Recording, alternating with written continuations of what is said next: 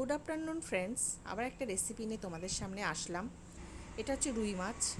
এর জন্য আমি আলু টুকরো করে কেটে রেখেছি, আর এতে দেবো পেঁয়াজ, লঙ্কা, রসুন আর টমেটো কুচি করে রেখেছি, আর মশলাগুলোকে আমি পেস্ট করে নিলাম। এদিকে আমি মাছগুলো ভাজতে বসিয়ে দিয়েছি। মাছগুলো আমার দেখো লাল লাল করে ভাজা হয়ে গেছে। সেই তেলেই দিয়ে দেবো একটু সম্বরা, আমি জিরা আর শুকনো লঙ্কা দিয়েছি। এরপর আমি কাটা আলুগুলোকে দিয়ে দেব, আর এগুলোকে একটু ভালোভাবে ভেজে নেব। আমার লাল লাল করে ভাজা হয়ে গেলে আমি এতে দিয়ে দেব একটু সল্ট, একটু টারমেরিক পাউডার। এরপর আমি আলুগুলোকে ভালো করে ভেজে নেব।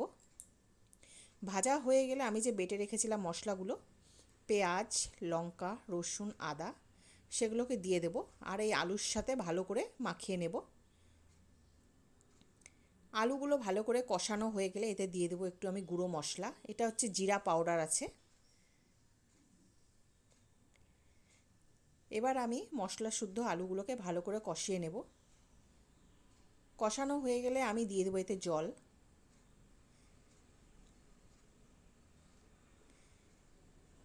এবার আমি এটাকে ভালোভাবে সেদ্ধ করতে বসিয়ে দেব। এবার সেদ্ধ হয়ে গেলে আমি এতে দিয়ে দেব সেই ভেজে রাখা মাছগুলো।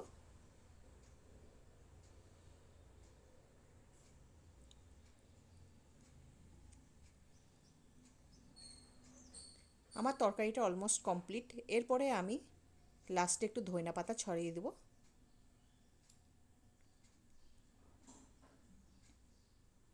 এরপর আমি আমার রান্না এইভাবে কমপ্লিট করলাম। বাই।